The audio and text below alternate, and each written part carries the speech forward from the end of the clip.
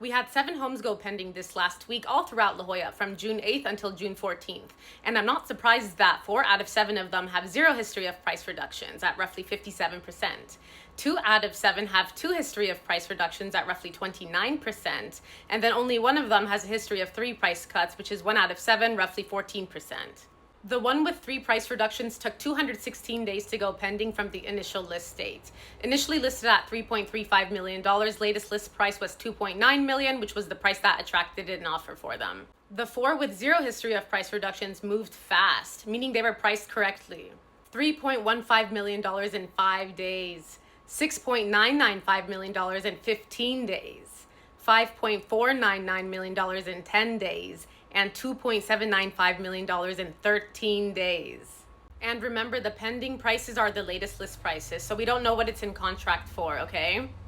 We had 9 new homes added this last week, and the week before that we had another 9. As of today, June 20th, we have 23 homes available in the $9 million plus range. As of June 5th, I told you we had 19 available, so within that 2-week span, we have 4 more available on market. Now let's discuss our weekly price reduction chart. So as you can see, I've added week 21 in the far right corner. We had 5 sellers reduce this last week, so a bit of a slow week. The week before that, we had 15 homes reduce. So I've highlighted the $9 million plus range just so we can compare it to the next chart. But as you can see, again, with the X's here that I have, so that means it's the same seller reducing, right? So we have the red X, the green X, and the blue X, right? So the latest one that just cut again was the blue X one. And that means that we've had 9 sellers reduce within the last 2.5 months. But the only one that went pending is the one that came back on market, the one with the heart, which is La Jolla Farms Road. So that one came back on market, remember, and then with a price reduction, and then it went pending. So all the other sellers, even if they're reducing, they're not moving yet. And then this is also the weekly price reduction chart, just highlighting $9 million plus range, showing you exactly how much the sellers reduced for each of the price cuts. Now we have the weekly net pending chart. So this last week we had, again, 7 homes that went pending. And you guys, again, in the $9 million plus range, there's not much activity. And again, it's working inversely of the weekly price reduction chart. We're having way more price reductions than we are having pendings. So the absorption is not there. I've been informing you ever since April 29th in my week 14 update that the $9 million plus range, there's a slowdown coming. There's a softening of the market. And then in this bonus video, $9 million plus what the numbers say, I posted it on May 4th. And I informed you that more price reductions were coming and that more homes would come onto market. Roll the tape. So expect more homes to come onto market for the optimistic spring season. Right? Expect more homes to sit still and get price cut after price cut after price cut. More price cuts are coming, everybody.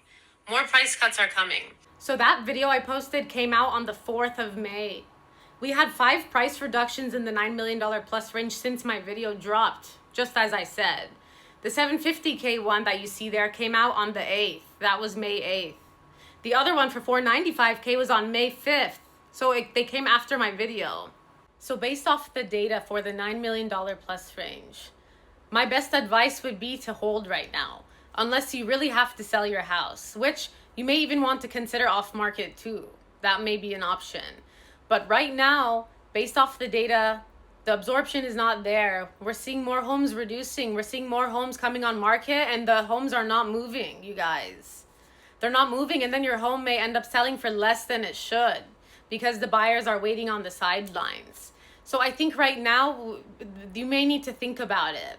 And keep watching the market.